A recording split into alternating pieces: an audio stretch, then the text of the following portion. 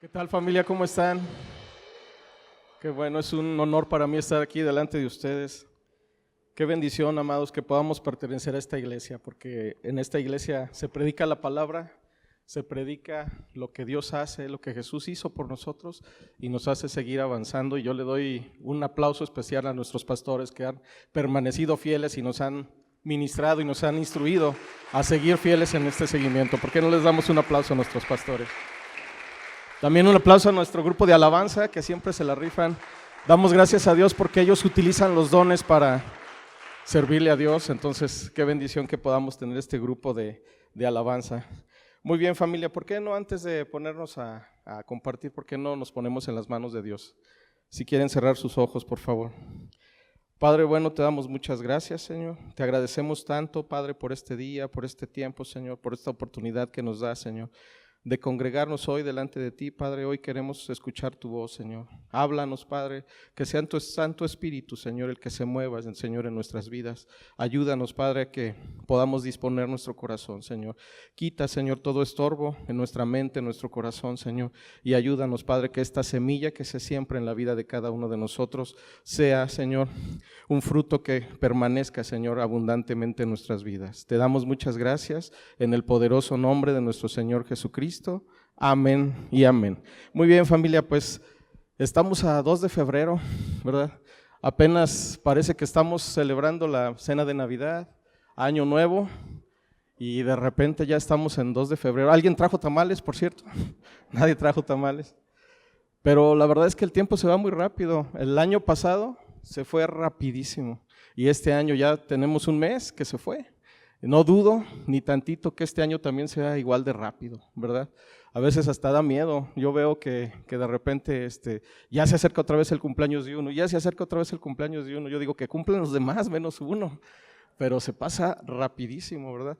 Y de eso quiero hablarles hoy, de nuestra percepción que tenemos a veces del tiempo. Porque, por ejemplo, ¿quién sabe que cuando estamos disfrutando algo mucho, el tiempo del gozo dura muy poco? ¿Verdad? Por ejemplo, cuando pues, no lo puedo dejar de decir porque pues, el pastor siempre aprovecha esa oportunidad, pero vuelve a ganar el América y el tiempo que tengo para recordárselo al pastor es muy poco. Entonces, aprovecho para decirlo, volvimos a ganar. No sé cómo vaya su equipo, pero no lo veo muy contento al pastor. Pero cuando estamos pasando por un tiempo de aflicción, amados, a veces el tiempo se nos hace eterno, ¿verdad? A veces nos sentimos muy presionados por algunas circunstancias y tenemos una percepción diferente del tiempo dependiendo en la circunstancia en que nos encontremos. Les voy a platicar rápidamente. Cuando yo era niño, 6, 7 años por ahí, se me ocurrió ver la película del Exorcista. La vi en streaming, en Netflix, no se crean, ni existía. Pero resulta que vi la película del Exorcista estando tan niño y esa película me traumó, me trastornó mi mente, o sea, me hizo miedoso, temeroso. Yo todas las noches de mi vida, yo me acuerdo en mi infancia, tenía muchísimo miedo. Tenía miedo, me acuerdo que me acostaba y quería dormirme con la luz prendida. Y pues mis papás que pagaban la luz me decían, oye, apaga esa luz, ya son las 12, 1 de la mañana y sigues con la luz prendida. Yo, es que tengo mucho miedo. Y mi papá siempre me terapeaba y me decía, no, pero pues es que esas cosas no existen. ¿A qué le tienes miedo? Y yo le decía, pues a las cosas pues a todo lo que se movió en la película del Exorcista. Y me dice, pero eso no existe. Y siempre me decía eso, voy a apagar la luz. Y yo me acuerdo que se iba y me tapaba toda la cara, así, y yo sentía que algo estaba aquí, que algo se me iba, que si bajaba tantito la cobija, algo iba a estar ahí esperándome, ¿verdad? Entonces me angustiaba y tenía mucho miedo, y de repente yo, en mi desesperación, iba y les tocaba a mis papás, y mi papá estaba bien dormido, yo nomás esperaba que se oían sus ronquiditos, porque siempre ha sido ese poquito de ruidito, y no, ya se durmió, y tocaba yo muy quedito, y mi mamá abría la puerta, y yo le decía, que si me podía acostar con ellos, porque yo tenía mucho miedo. Y mi mamá me decía, y ahí iba yo con mi cobijita, ¿verdad? Me acostaba, estaba mi papá, mi mamá, y a un ladito entre la cama y el closet había un huequito, y ahí me acostaba yo. Pero sentía tanta tranquilidad, amados, tanta paz de nada más saber que estaba con ellos, ¿verdad? Ahí sentía yo que no se me iba a aparecer absolutamente nada. Entonces, mi percepción del tiempo era bien diferente porque apenas llegaba con ellos y me dormía.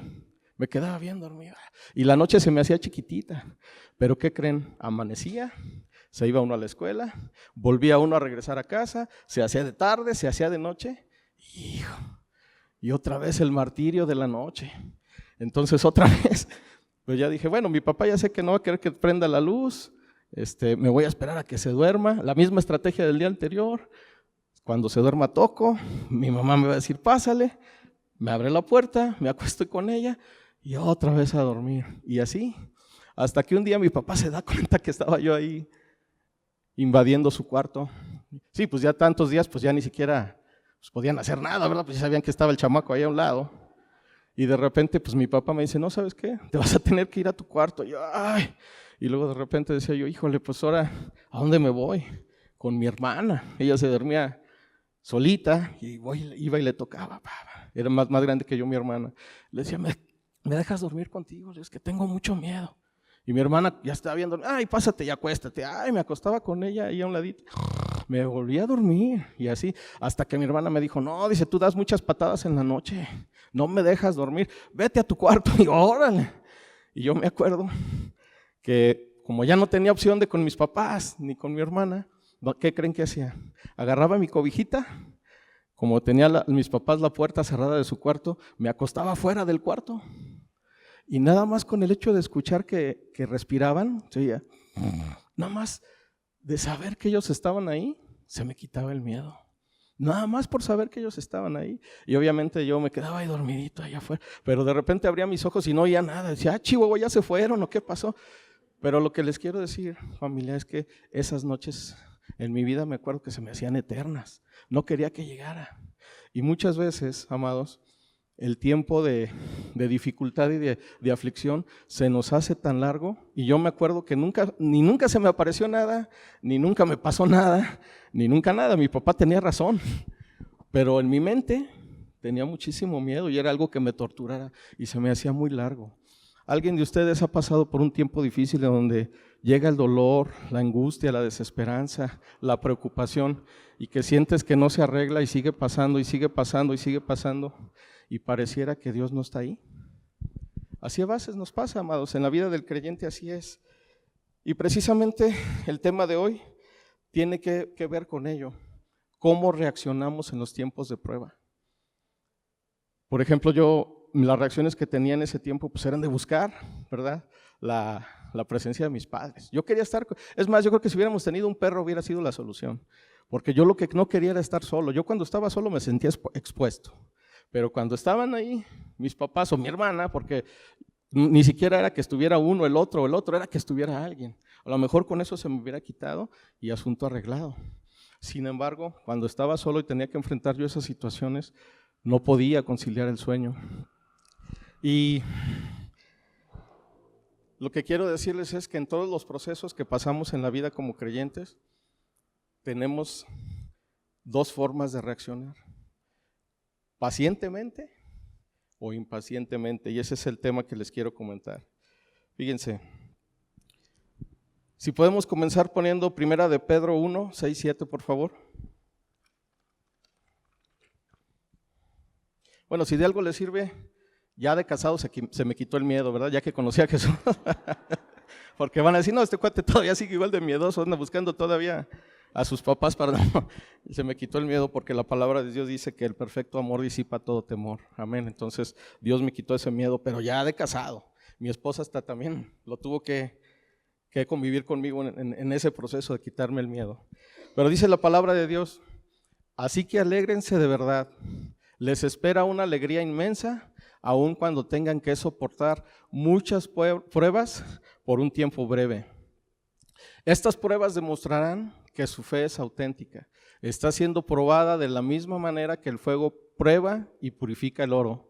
Aunque la fe de ustedes es mucho más preciosa que el mismo oro, entonces su fe, al permanecer firme en tantas pruebas, les traerá mucha alabanza, gloria y honra en el día que Jesucristo sea revelado a todo el mundo. Como creyentes, amados, tenemos que estar conscientes de que si hay algo que Dios hace en nosotros es probar nuestra fe. ¿Y a través de qué la prueba? A través de la prueba. No hay otra forma que mostrar que tenemos fe en el Señor cuando estamos atravesando por una prueba. ¿Qué hubiera pasado? O sea, imagínense que yo estuviera demostrando mi fe retomando cuando era niño. Cuando estaba con alguien era el más valiente y el más poderoso y el más, o sea, me sentía yo que ni los espíritus chocarreros que se me aparecieran me podían hacer nada. Pero cuando estaba solo, mostraba muchas veces ese miedo y ese pavor y esa temerosidad ante quedarme solo. Mi miedo era quedarme solo, ¿verdad? La pregunta es, ¿cómo te sientes tú, amado, cuando te sientes solo, cuando estás atravesando por una prueba? ¿Te sientes en verdad solo? ¿Sientes que Dios te abandonó? ¿O realmente sientes que Dios está ahí contigo y el miedo se te va? Yo honestamente me sentía solo, pero lo que Dios hace en medio de la prueba y la aflicción es probar nuestra fe. ¿Y para qué querrá Dios probar nuestra fe? Una de las cosas importantes es que tenemos que entender que, si podemos ir por favor a Romanos 5, del 3 al 5.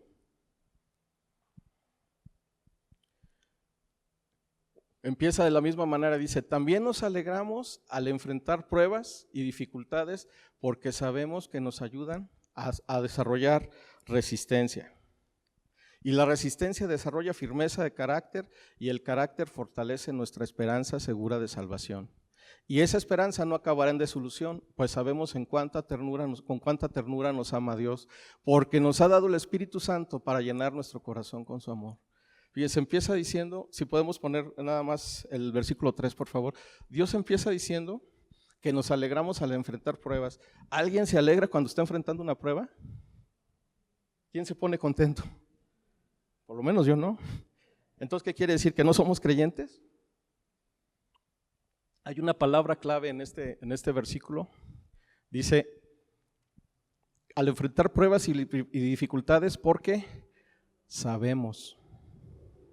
Como creyentes, amado, cuando enfrentamos en una prueba, tenemos que saber que es plan de Dios.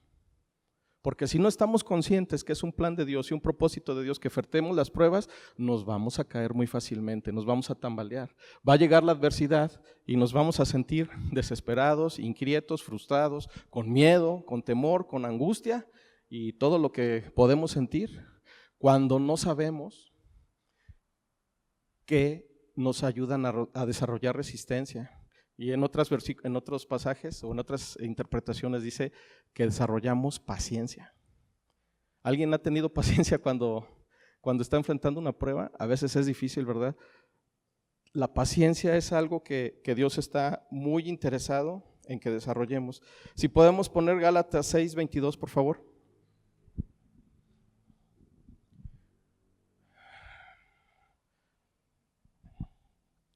Gálatas 6:22, por favor.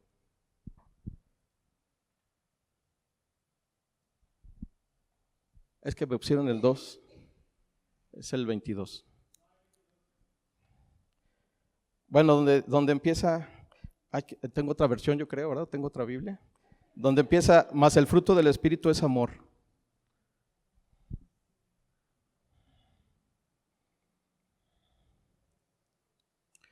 Lo que quiero decirles, amado, es que hay algo importante que Dios quiere desarrollar en nosotros, que se llama paciencia. La paciencia es fundamental, familia, cuando nosotros estamos enfrentando alguna adversidad. Era 16, perdón. 5:22. Ya me sopló aquí la pastora, muchas gracias, pastor. Dice, en cambio, la clase de fruto que el Espíritu Santo produce en nuestra vida es amor, alegría, paz, paciencia, gentileza, bondad, fidelidad, humildad y control propio. No existen leyes contra esas cosas. Fíjense, una de las virtudes que desarrollamos cuando damos fruto en el Espíritu es la paciencia.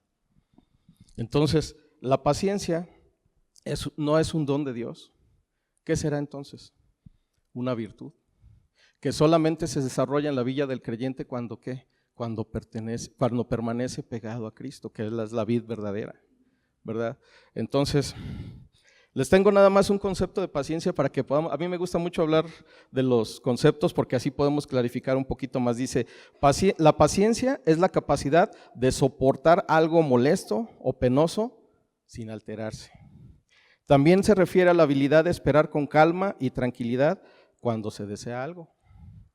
Y en la Biblia, la paciencia es la capacidad de soportar los problemas, la oposición, el sufrimiento y las demoras sin perder la esperanza, ni dejarse llevar por la ira. Es un fruto del Espíritu que debe ser desarrollado por los que permanecen en el Cristo. Fíjense, cuando nosotros estamos, ¿se acuerdan cuando entramos a la pandemia? Marzo de 2020, ¿cómo se puso el mundo, familia? ¿Se acuerdan que todo el mundo se friqueó? Fue una noticia que yo cuando leí la primera vez dije, pero es en China, ¿verdad? Y así como que no le damos mucha importancia a esas cosas, cuando ya de repente, no, es que todo el mundo tiene que ponerse cubrebocas, tienes que cuidarse, y empezaron a haber situaciones de que se enfermaban y se empezaban a morir, pero seguían siendo lejanos, y de repente ya eran más cercanos, gente conocida. ¿Y qué es lo que hicieron muchos gobernantes del mundo cuando llegó esa tan terrible pandemia? ¿Se acuerdan que había oradores cristianos que iban en los púlpitos de los presidentes que yo creo que ni conocían a Dios ni lo buscaban, pero oraban, ora por nosotros porque tu Dios sí nos puede salvar de esta pandemia? Se atemorizaron tanto, familia, de esta situación que empezó un mover muy grande de la gente y mucha gente en ese tiempo se acercó y cayó rendida a los pies de Cristo. Pero la pregunta es, ¿cómo reaccionamos nosotros ante esta situación? La gente que estaba cerca de ti, ¿te vio reaccionar con confianza, con paciencia, con fe, sabiendo que a pesar de esta cosa tan grave Dios tenía el control? ¿O también nos aterrorizamos igual y queríamos correr, nos queríamos ir a, no sé, a una cueva? Mucha gente se aisló y se fue a lugares donde no hubiera, ahora sí como decía el profeta Vicente Fernández, alejados del bullicio y de la falsa sociedad. Se alejaron, mucha gente se escondió en el buen sentido, ¿verdad? Alejándose, apartándose, pero el tema es que también creyentes hicieron lo mismo. ¿Qué hicimos nosotros, familia? ¿Ministramos fe a todos los que tenían miedo? Levánteme la mano, ¿quién no tuvo miedo de la pandemia, honestamente? ¿Quién no tuvo miedo? ¿Usted no tuvo miedo? No. Fíjense, ¿quién no tuvo miedo? Las personas que tienen fe no tienen miedo. ¿Por qué? Porque la Biblia dice que no tendremos temor de malas noticias. ¿Era una mala noticia? Pero Dios dice que no tengamos miedo. ¿Y por qué no vamos a tener miedo? Porque Él tiene el control. Pero ahora levántenme la mano, ¿quién tuvo miedo? Llegó el miedo, ¿verdad? Bueno, y los demás ni frío ni calor, ¿verdad? Ni miedo ni certeza. Pero fíjense, ¿cómo será que Dios nos ejercita a través de la prueba, familia? Cuando yo estaba, hace algunos años, jugaba yo squash, todavía quiero volver a jugar, pero bueno, en ese tiempo me lesioné en una jugada que hice y se me rompió el ligamento cruzado. Y luego ya cuando me vio el doctor tenía mal los meniscos, mal el cartílago y me hizo 3 operaciones en uno. Pero el ligamento ya no se puede regenerar, entonces me tuvo que poner un injerto. Y luego fui a las terapias, me operaron, fui a las terapias. ¿Y cómo creen que eran las terapias? ¿Alguien le han injertado un ligamento aquí? ¿Saben lo doloroso que es eso? Yo me acuerdo que la primera vez que fui a la terapia estaba un chavo ahí a un lado en una camilla y le estaban haciendo unos ejercicios en las piernas y el chavo hacía ¡ah! Cada vez que le doblaban la pierna y otra vez ¡ah! Y yo acostado a un lado me estaban poniendo a mí mi bolsa de aire y todo eso y dije, ¡ay, este señor tan chillón, tan grandote y tan... Y luego ya llega conmigo el fisioterapeuta, le digo, oye, ¿qué tiene este amigo? Dice, se rompió el ligamento cruzado. Le dije, pero entonces a mí me vas a hacer lo mismo de este. Sí, pues es parte de la terapia. Le dije, ¿y a poco sí es muy dolorosa? Me dice, poquito. Dije, bueno, no pasa nada. Entonces el primer día pues nada más me puso ahí como que medio me sobó y nada. Me dice, la otra vez vamos a empezar, la siguiente sesión vamos a empezar con flexiones. Está bien, ya voy yo muy contento, bien motivado. Dije, no, voy a volver a quedar como nuevo, con ligamento nuevo y todo. Y la primera sesión me empezó a doblar casi nada, ¿no? O sea, acostado y me subía poquito. Me dice cuando le duela. Le digo, ahí ya me duele. Ok, vamos a doblar un poquito más. Empecé a doler así. Luego me dice cuando ya no aguante. Le digo, ahí ya no aguanto. Me dice, vamos a estirarlo un poquito más. Digo, no. Cada vez, familia, que iba yo, era de estarme estirando el ligamento cada vez un poquito más, al grado de que, miren, es lo mismo que pasa con el creyente, familia. Dios nos permite pasar por pruebas para estirarnos cada día o en cada circunstancia un poquito más. ¿Nos duele? Me canso que sí me duele. Yo pensé que en 2 meses iba a estar ya otra vez, yo hasta le dije a mi amigo, espérame 2 meses en lo que voy a la terapia. No, duré como 1 año con ese proceso. Y todavía después de que me sacó de la terapia, ya doblaba yo como debía de doblar la rodilla. Luego ahora fortalécete, porque si no te fortaleces, se te va a volver a romper. Entonces, lo que quiero decir es, hay que tener paciencia. Yo me desesperaba, pero me desesperaba porque primero porque quería ya jugar. Y número 2, porque me dolía horrible, o sea, realmente ni cuando me rompí el ligamento me dolió tanto como cuando me doblaba la rodilla, era un dolor. Y yo decía, oye, no me puedes, mi esposa me daba un paracetamol antes de ir a las terapias porque era un dolor tremendo. Y luego yo me acuerdo que mordía la almohada, una almohadita que me da una toallita, lo mordía, y yo no gritaba. Y el chavo el gritón, me decía, oye, tú no gritas. Le digo, sí grito, pero para adentro. Para que no se me note. Pero sí, yo me acuerdo que me tensaba todo.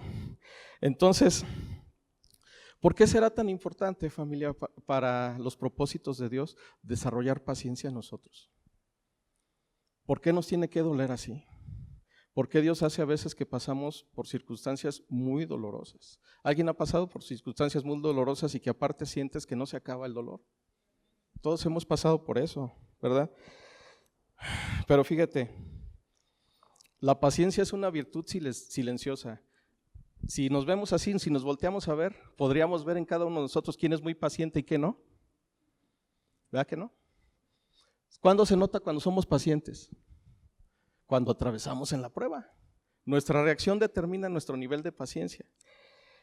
Y fíjate, contrario a la paciencia está la impaciencia. Pero la impaciencia provoca intolerancia, frustración, irritabilidad, estrés, angustia y miedo. Entonces, es más fácil ver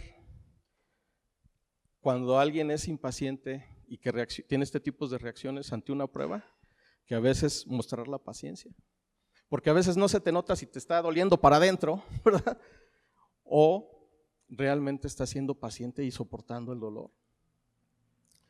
Fíjate, una persona impaciente demanda respuestas rápidas, satisfacciones inmediatas. En pocas palabras, cuando somos impacientes, amados, tenemos una ansiedad que nos puede rebasar en el tiempo de la espera. ¿En el tiempo de la espera de qué? Yo a este tema le puse la sala de espera de Dios. ¿Alguien ha estado en una sala de espera? Cuando vas a una oficina de gobierno, ¿verdad? O cuando vas a hacer un trámite, te dicen, siéntese ahí, ahorita le llamamos. Y a veces nunca te llaman, ¿verdad? Pero cuando estás en una sala de espera, cuando alguien de tus familiares está atravesando una cirugía, ¿cómo te sientes en ese tiempo de espera? ¿Verdad? Te sientes bien inquieto. El doctor te dice, va a durar 1 hora y media. Y tú a las 1:15 ya estás preguntando si ya va a acabar, cómo salió, todavía ni le cierran la herida. Y ya estás tú todavía ahí ya angustiado, preocupado, ansioso, diciendo ya quiero que salga. Y quieres que la enfermera vaya y interrumpa al médico para ver cómo va, a ver si todavía respira tu familiar, porque es a lo que le tenemos miedo, ¿verdad? Y no te digo si se tarda 3 horas la cirugía. ¿Qué pasa si se tarda 4 o 5? Y que de repente no sabes cómo salió. ¿Cómo te sientes? ¿Cómo se siente tu corazón, amado? Angustiado, ¿verdad? Y luego las enfermeras las ves ahí chateando, cotorreando, tomándose su cafecito, luego se van y no hay ni a quién preguntarle, y ellas están desentendidas, y tú bien preocupado. A veces así nos pasa, familia, cuando estamos en ese tiempo de espera. Y hay una historia que yo creo que todos la conocemos, pero me va a servir mucho para que entendamos un poquito qué pasa en estos procesos. Una historia que revela cómo puede actuar alguien en tiempos de prueba y tomar decisiones arrebatadas por no esperar los tiempos de Dios. Y esta es la historia de Abraham y Sara. ¿Alguien la conoce? Voy a ir muy rápido para los que ya la conocen. Pero resulta que Abraham tenía 75 años cuando Dios lo llamó para que dejara a su tierra y a su parentela y le prometió que le iba a dar descendencia, ¿verdad? De repente por ahí en el camino, se fue también su sobrino, lo agarran otros pueblos, otros reyes, lo llevan cautivo y Abraham va por él, se pelea con unos reyes, con varios, y Dios le da la victoria. Y luego Abraham regresa, y si podemos ir a Génesis 15, del 1 a 4, por favor. Abraham estaba inquieto porque dice, oye, tú me dijiste que me ibas a dar una descendencia, o que me ibas a hacer una nación grande, y de repente dice, tiempo después el Señor le habló a Abraham en una visión y le dijo, no temas Abraham, porque yo te protegeré y tu recompensa será grande. Abraham le dijo, oh soberano Señor, ¿de qué sirven, fíjate, de qué sirven todas tus bendiciones si ni siquiera tengo un hijo? Ya que tú no me has dado hijos, Eliezer de Damasco, un siervo de los de mi casa, heredará toda mi riqueza. Tú no me has dejado descendientes propios, así que uno de mis siervos será mi heredero. Fíjate, tenía 75 años, aquí parece que tenía como unos 80 años. Habían pasado 5 años y Abraham dice, no he tenido hijos. O sea, a lo mejor la condición de Abraham, si te pones en sus zapatos, ¿quién de aquí que tiene 75 años cree que puede tener hijos? A lo mejor sí, si tu esposa tiene, ¿cuántos? 20, 25. Pero resulta que Sara era como 10 años menos que Abraham. O sea, Sarita, su esposa, tenía 65 y aquí tenía 70. Entonces, Abraham estaba empezando a ver sus circunstancias y de repente decía, pues está como medio difícil que podamos tener hijos, ¿no? Biológicamente era imposible. Y Abraham era lo que le estaba diciendo a Dios, ¿qué te parece si dejamos a mi siervo como heredero? El siguiente versículo, por favor. Y le dijo, después el Señor le dijo, no, tu siervo no será tu heredero, porque tendrás un hijo propio, quien será tu heredero. Entonces el Señor llevó a Abraham afuera y le dijo, mira al cielo y si puedes, cuenta las estrellas, ese es el número de descendientes que tendrás. Entonces, Dios, a veces tenemos dudas genuinas, ¿verdad? Abraham le estaba diciendo, pero ¿de qué me sirve de que me hayas bendecido tanto? Porque además agarró botines de los reyes que conquistó. Y de repente le dice, pues si no tengo hijos. ¿No te has dado cuenta que a veces tenemos muchas bendiciones de parte de Dios y nos enfocamos en lo que no nos ha dado y menospreciamos sus bendiciones? Eso fue lo que hizo Abraham, familia. El padre de la fe hizo esto. Y luego fíjate, Dios le prometió, el anterior, nada más el 4, por favor. No, tu siervo no será tu heredero porque tendrás un hijo propio. Se le estaba diciendo, o sea, Abraham ya estaba casado con Sara y era claro que si había un matrimonio, la promesa era para el matrimonio de Abraham. Entonces resulta que Abraham se quedó tranquilo. Imagínate que Dios te diga, espérate poquito, te voy a dar un hijo a ti, no te adelantes, no agarres al siervo, disfruta la bendición, sigue disfrutando a tu esposa. Va a llegar tu promesa. Eso es lo que le estaba diciendo. Y de repente, si podemos ir por favor a Génesis 16, del 1 al 4.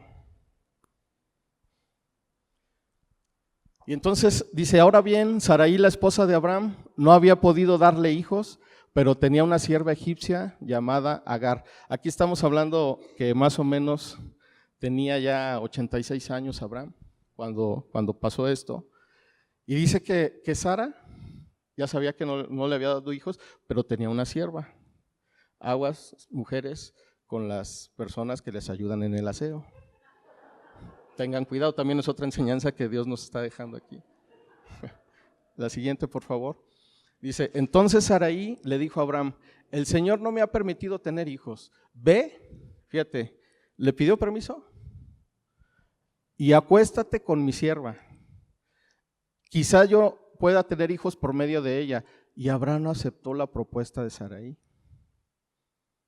Fíjate, qué terrible, amado, que de repente, ¿a quién puso como ayuda idónea del hombre? A la mujer. Y la mujer se desesperó y le dijo, pues ahí está la muchacha. Y Abraham, podemos tener varias hipótesis cada quien, ¿verdad? Porque no dice, pero Abraham ya le había visto que no estaba de mal ver esta muchacha.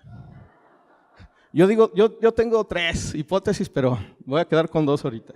La primera es que la muchacha no estaba de mal ver y Abraham estaba esperando la oportunidad. Y luego ya, si la esposa le decía, pues ¿cómo le iba a poder decir que no? La segunda hipótesis que tengo es, le tuvo miedo a Sarita, porque le dio una orden. Lo siento por aquellos hombres que le tienen miedo a su esposa. Ve y hazlo, ¿verdad? Y la tercera hipótesis es que también se había desesperado, que también había visto que a pesar que Dios le había confirmado la promesa, Abraham dijo, estoy de acuerdo contigo. Como cuando estaban en el huerto del Edén, que Adán, es que se llaman igual, porque no les pusieron nombres diferentes. Adán estuvo de acuerdo con Eva en comer del fruto. Entonces tenemos que tener cuidado, amados, de tomar decisiones imprudentes. No porque te lo diga tu ayuda idónea, va a ser lo que tienes que hacer. Tienes que filtrarlo a raíz de ¿qué? De la voluntad del Padre. ¿A quién le da gusto de los varones escuchar eso hoy? Entonces, la desesperación de Sara, amados, mostró incredulidad, desesperación, que no supo esperar. El tiempo de Dios era perfecto, pero ellos no supieron esperar y se adelantaron. Y dice que Abraham tenía 86 años cuando nació su descendiente Ismael, se llama. Ismael era el descendiente de Abraham y la sierva que se llamaba Agar. Y la pregunta es, ¿cuántas veces no hemos recibido, amados, una promesa de Dios? Pero estás tan desesperado que decides darle una ayudadita o que decides tomar decisiones personales. ¿Cuántas veces no hemos hecho algo incorrecto nada más porque no llega la promesa? Y en el proceso a veces Dios sabe perfectamente lo que estamos pasando, familia. Dios sabe que estás angustiado, preocupado, pero ellos no supieron esperar. Yo cuando leía el libro de Hebreos y escuchaba a Abraham, que era el padre de la fe, y después leía esto y decía, caray, ¿dónde estuvo su fe? Lo que nos quiere mostrar Dios, familia, es que esa debilidad que tuvo Abraham y Sara es la misma que tenemos todos. Yo le doy gracias a Dios que no nada más nos pone las cosas buenas que hicieron ellos, porque si no, no hubiéramos podido identificarnos con ellos. Dios sabe perfectamente que va a haber tiempos en donde la presión que tengamos nos va a hacer a veces tomar decisiones incorrectas, pero Él anhela que sepamos esperar. Ahora fíjate, Dios cumplió la promesa. ¿Se acuerdan que tuvo a Isaac? ¿Cuántos años tenía Abraham? 100. Y Sarita, 90. O sea, si a los 75 y 65 era imposible, o sea, a los 100 y a los 90 era más que imposible. Y hasta Sarita decía, pero pues si yo ya ni siquiera estoy menstruando, o sea, ¿cómo voy a tener hijos? Y yo creo que le preguntaba a Abraham, oye, Abraham, ¿y tú cómo andas? No, pues yo muy mal. De 100 años. Entonces era imposible, familia, que pudieran tener hijos. Sin embargo, Dios cumplió la promesa. Pero hay algo importante que tenemos que entender. Si vamos a Gálatas 4, 22, 23, por favor.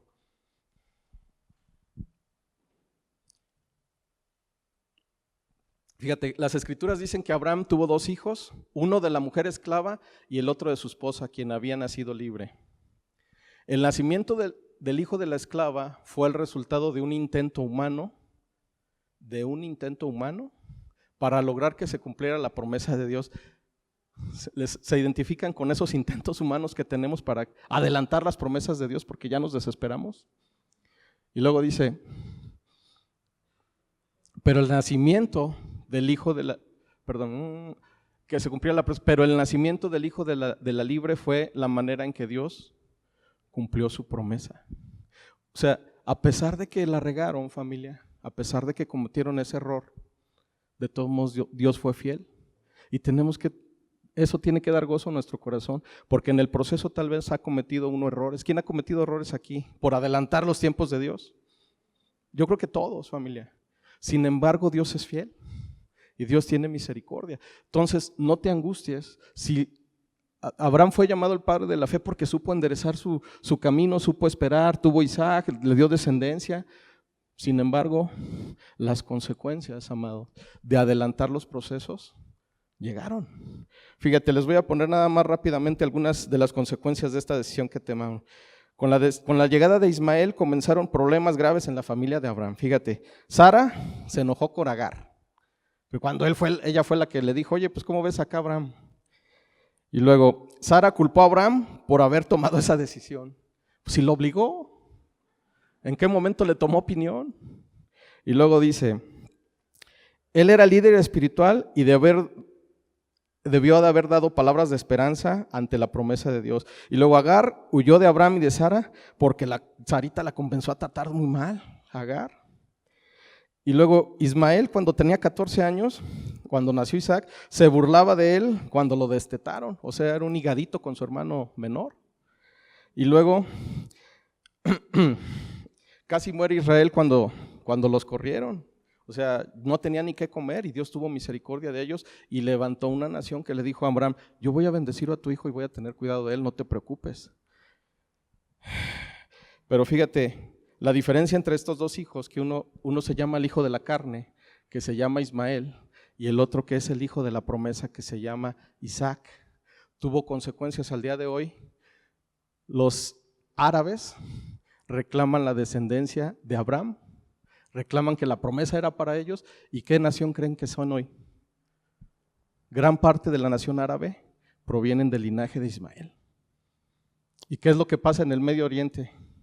Conflicto entre quién tienen allá. No digo que toda la nación árabe, pero un sector de los árabes están atacando ¿a quién? A los judíos. ¿Se fijan la trascendencia que trajo esta decisión? Dios fue fiel, amado, pero Dios quiere evitarnos las consecuencias. Si tú vas a tomar una decisión, toma en cuenta que cuando tomamos una decisión incorrecta y adelantamos los procesos de Dios, la consecuencia va a ser muy difícil de sobrellevar. Hubo una crisis familiar ahí. O sea, a Sarita se le olvidó que la de fue ella y le echó la culpa a Abraham. Imagínate los conflictos que pudieron haber tenido ellos por esa situación. Conflictos que se siguen viviendo hasta el día de hoy. Qué tremendo, ¿verdad? Fíjate, y aquí en este paso, quiero decirles que cuando estamos pasando por estas situaciones, hay momentos en donde uno pierde la esperanza. Y si llegan tiempos en donde uno ya no quiere seguir adelante y no quiere escuchar la voz de Dios, y a veces sientes que no tiene caso seguir a Dios. ¿Te ha pasado eso? Que de repente ves que a otros les va re bien, unos que no buscan a Dios, ni lo conocen, ni le temen, les va re bien en la vida. Esta cosa que les voy a comentar muy rápido me pasó a mí hace algunos años y se las quiero comentar. Yo sé que tal vez alguna vez ya escucharon esto, pero yo sé que algunas personas no lo han escuchado. Pero hace algunos años, fíjate, yo ya era creyente, empecé a caminar con el Señor y Dios me hablaba que una de las cosas que tenía que cambiar en mi vida era dejar el alcohol. Y a mí me encantaba andar ahora sí que me gustaba andar en el bullicio y la falsa sociedad, como dice Chente. Y resulta, no les voy a hacer el cuento muy largo, dejo de tomar y al poco tiempo me empiezo a sentir deprimido. Empecé a sentir que mi vida ya no tenía sentido, me dio un síndrome de ansiedad, ansioso depresivo que le llaman, y empecé a perder el sentido de la vida. Empecé a sentir que cada mañana que levantaba no tenía ningún objetivo, ningún propósito. Y fue muy difícil para mí levantarme cada mañana, ir a trabajar, dar mi mejor cara y regresar a casa llorando, porque mi vida ya no tenía sentido. No tenía problemas, aclaro, no tenía algún factor emocional, según yo, que me hubiera causado eso. Sin embargo, pasó. Entonces fui con médicos, doctores, especialistas, psicólogos, psiquiatras, a los chochos, a las agujas y no les cuento a qué más. Y el tiempo pasaba y el malestar no se quitaba. Y me habían dicho, es que ¿sabes qué? La dopamina, el alcohol produce una sustancia que se llama dopamina. Entonces, quizás quitarlo de la noche a la mañana fue un problema en tu vida y te desajustó. Y eso hizo que cayera en una depresión muy grande. El motivo lo desconozco a raíz, pero el tema es que yo llegaba a mi casa y le decía a mi esposa, quítame todos los instrumentos punzocortantes que hay en la casa. ¿Sabes por qué? Porque cuando llega la desesperanza, a veces quieres tomar decisiones incorrectas. Yo no quería hacerlo, amados, pero mi vida no tenía sentido. Estuve quizás 2 años con este tema de la depresión, pero yo decía, en ese tiempo yo decía, Señor, tu palabra dice que por tus llagas fuimos sanados y yo quiero que tú me sanes. Tu palabra dice que espere en ti, que clame a ti, que tú me vas a responder. Tu palabra dice que no tenga miedo porque tú estás conmigo, porque tú eres el Dios que me esfuerzas, que tú me vas a ayudar, que tú me vas a levantar. Y me empecé a aprender todos los salmos de la Biblia. Me sabía aquel que dice que aunque ande en valle de sombra y de muerte, no temeré ningún mal, porque tu vara y tu callado me infundirán aliento. Tú estarás conmigo. Y yo los proclamaba, familia, pero no veía la mano de Dios. No veía el cambio en mi vida. No veía que otra vez tuviera gusto por las mismas cosas que antes me gustaban, ya ni siquiera me interesaban. ¿Te has sentido alguna vez así? Por eso tenemos que ser muy empáticos con los que tienen depresión. No se trata de darles una palmadita y échale ganas. Se trata de procesos que van por encima, amados, de a veces de nuestra fuerza. ¿Sabes? Pero por eso dije que se los iba a comentar muy rápido. Su gracia me sostuvo en todo este proceso. La gracia de Dios me levantó. Su gracia me sostuvo y es por Él, amado. Fíjate, una cosa que yo le pedí a Dios era, Señor, no permitas por favor que tome una decisión incorrecta. Yo le decía, Señor, ayúdame. En mis momentos de crisis, ayúdame. No me dejes, Padre, que tome una decisión difícil. Pero sin embargo yo le decía a Dios, a mi esposa, quítame todo. ¿Por qué? Porque tenía miedo, familia. Tenía miedo de un día hacer algo por lo que para acabar con ese malestar. Porque para mí era algo muy grande en mi vida, familia. Yo honro a todos aquellos que están pasando por depresiones y que siguen en la lucha. Y quiero decirte que un día, amado, me levanté, un sábado, me acuerdo perfecto. Corrí la cortina y de repente vi la luz del día y de repente dije, chis, qué lindo día, qué bonito está. Y no sabes, después de por 2 años de no ver ni un día bonito, ese día pude ver que el sol brillaba fuera de la casa, en el patio. Y me dieron unas ganas, familia, de ponerme a ayudar y de agradecerle a Dios, porque yo estoy seguro que ese día Dios me sanó. Y eso nos debe de llenar de esperanza, familia. Fue muy difícil, a veces no tomaron la decisión cuando el malestar era tan grande. Pero yo le doy la gloria a Dios porque si estoy hoy aquí, familia, es porque Él me sostuvo, porque su promesa se cumplió, porque Él me prometió que me iba a sanar y Él me sanó. Y yo te digo que si hoy tú estás pasando por algo difícil, Dios va a cumplir su promesa, familia. No importa qué tan doloroso sea. A partir de ese momento, amado, y de ese día, mi vida cambió. No sabes cómo disfruto el día a día. Quizás antes ni siquiera valoraba los días como ahora. Quizás no valoraba mi vida como ahora, familia. Hoy trato de vivir bien, de pasármela bien, incluso de tener un buen ánimo, con sus altas y sus bajas. Pero ese día marcó para mí un antes y un después, porque vi la mano poderosa de Dios después de tratamientos, después de psicólogos, psiquiatras y tantas cosas que tuve que atravesar. Dios me levantó, familia. En las manos de Dios nada está perdido. Y la gracia de Dios nos va a sostener cuando estemos en la aflicción. Quiero decirte que, ya para terminar, si hubo alguien, amado, que padeció el sufrimiento, es nuestro Señor Jesucristo. ¿Qué tuvo que padecer? Cuando nació, ni siquiera nació decentemente.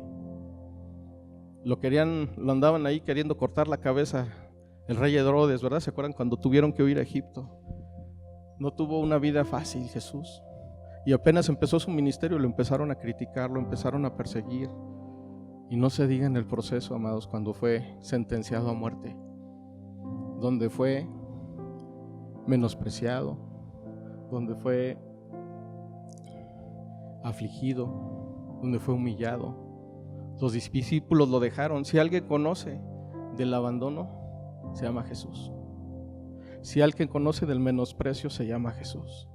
Si alguien conoce del dolor, familia, se llama Jesús. Si alguien conoce de la muerte de un ser querido, se llama Jesús. Si alguien conoce, amados, de que a veces se siente solo porque el Padre lo abandonó, se llama Jesús. Hubo un momento en que Dios lo abandonó en la cruz. Sin embargo, Él supo ser paciente, aguantó el dolor. ¿Por qué? ¿Por qué aguantó el dolor Jesús, amado? Porque tenía un propósito claro: la salvación de todos y cada uno de nosotros y de todos los que han llegado y van a seguir llegando a Cristo. Su propósito era más grande que su aflicción.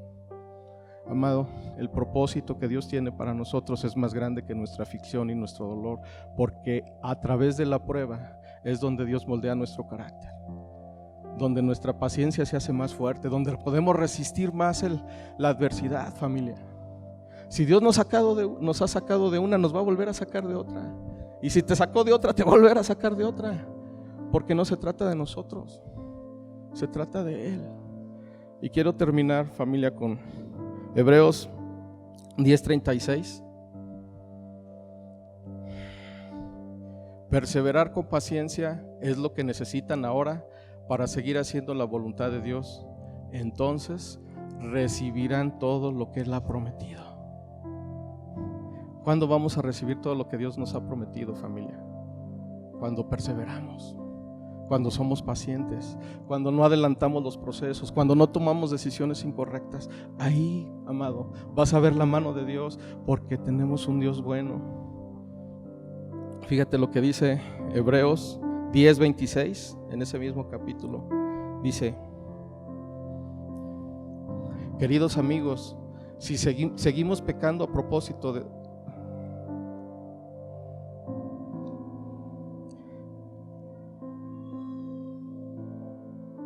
No, es donde dice: mantengámonos firmes sin titubear. Es que no veo, perdón. Mantengámonos firmes sin titubear. Era 23, perdón. Dice: mantengámonos firmes sin titubear en la esperanza que afirmamos, porque se puede confiar en que Dios cumplirá su promesa. Amado, yo quiero decirte que a pesar de que no lo veas ahora, de que a lo mejor sigues batallando con lo que estás batallando. Yo no sé con qué estás batallando, pero Dios lo sabe. Puede ser incluso un vicio. Puede ser que tu matrimonio esté descrebajado y a veces quieres tomar la decisión de romperlo. Estás en crisis y no ves cambios en tu esposo o en tu esposa y crees que la mejor solución es apartarte, separarte. Si tú no ves, amado, que tu familia, tus seres queridos han venido a Cristo a pesar de que has estado orando por años por ellos, Dios los va a traer, porque fiel es el que hizo la promesa. Si Dios te ha dicho que te va a sanar, amado, no dudes en que lo va a hacer. Y la sanidad no solamente es de nuestros pecados, familia, porque nos quitó la condición contaminada que teníamos. Va a traer salud mental a tu vida, va a traer salud emocional, va a traer salud física, y en esa salud emocional puede ser que cualquiera de nosotros estemos atravesando hoy todavía por dolor, porque algo que pasó en nuestras vidas nos marcó con tanto dolor, amado. Pero si Dios te dijo que te iba a sanar, te va a sanar, porque fiel es el que hizo la promesa. Si tus hijos, amado, se apartaron del Señor y no han querido venir a la iglesia, confía en que Dios los va a traer con lazos de amor. No importa el tiempo que pase, Dios no tiene prisa. Los desesperados somos nosotros, pero lo importante es que la mano poderosa de Dios va a estar presente en nuestras vidas y Él va a hacer que su promesa se cumpla y vamos a ser testigos fieles que vamos a dar testimonio de lo que Él ha hecho en nuestras vidas. Amén. Yo quiero, si nos ponemos de pie para terminar.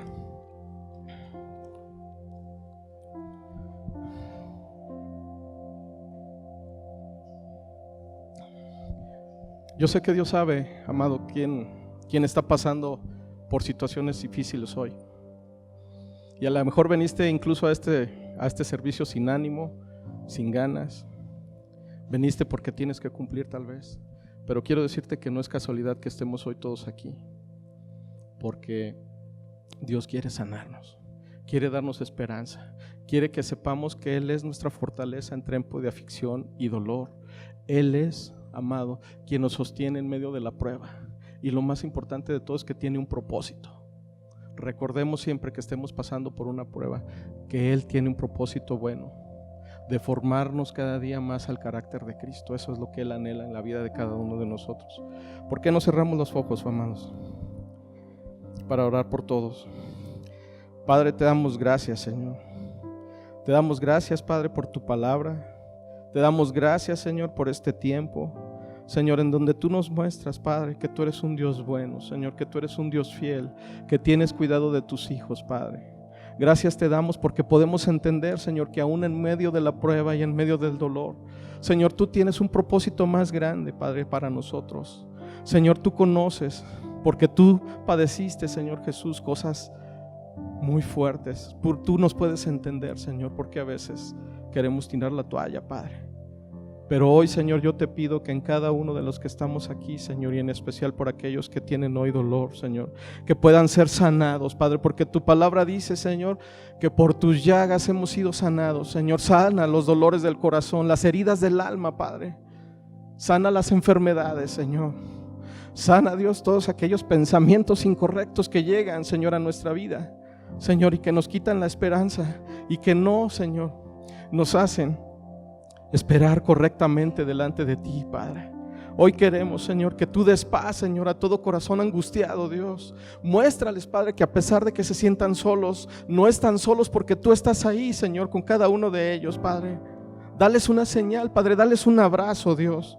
Yo te pido, Señor, en el nombre de Jesús, que hoy quites toda ansiedad, Señor, el corazón de cada uno de los que estamos aquí, Padre.